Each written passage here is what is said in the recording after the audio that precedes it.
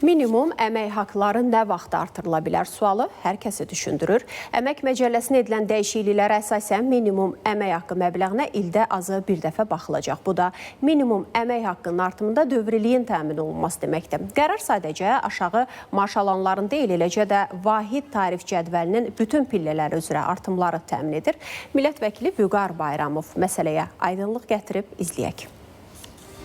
Prezident İlham Əliyevin Əmək Məcəlləsinə bu il fevral ayında təsdiq etdiyi dəyişikliklərə əsasən minimum əmək haqqı məbləğinə ildə ən azı bir dəfə baxılmalıdır. Dövlət büdcəsindən maliyyələşdirilən sahələrdə çalışan işçilərin aylıq vəzifə maaşları minimum əmək haqqı artırılandan bir ay müddətində yeni məbləğə uyğunlaşdırılaraq artırılmalıdır. Artıq hər il minimum əmək haqqının ən azı bir dəfə artırılması reallaşacaq və dəyişiklik təsdiq olunduğu bir il ərzində minimum əmək haqqı artırıldıqdan sonra növbəti bir il ərzində də minimum əmək haqqı məbləğinə ən azı bir dəfə baxılması həyata keçiriləcək. Bununla biz minimum əmək haqqı məbləğində artımların mütəmadi olaraq həyata keçirilməsini müşahidə edəcəyik. Sosial, elm, mədəniyyət, gənclər və idman, kənd təsərrüfatı, ekologiya və ətraf mühitin mühafizəsi, mənzil kommunal, nəqliyyat və rabitə, meliorasiya, su təsərrüfatı və balıq artırma sahələrində çalışan dövlət qulluqçusu statusu olmayan işçilərin vəzifə maaşları da bura daxildir. Nəzərə alsaq ki, minimum əmək haqqının artırılması yalnız aşağı maaş alan vətəndaşlarımızın deyil, eyni zamanda vahid tarif cədvəlinə uyğun olaraq dövlət qurumlarında çalışan və dövlət qulluqçusu olmayan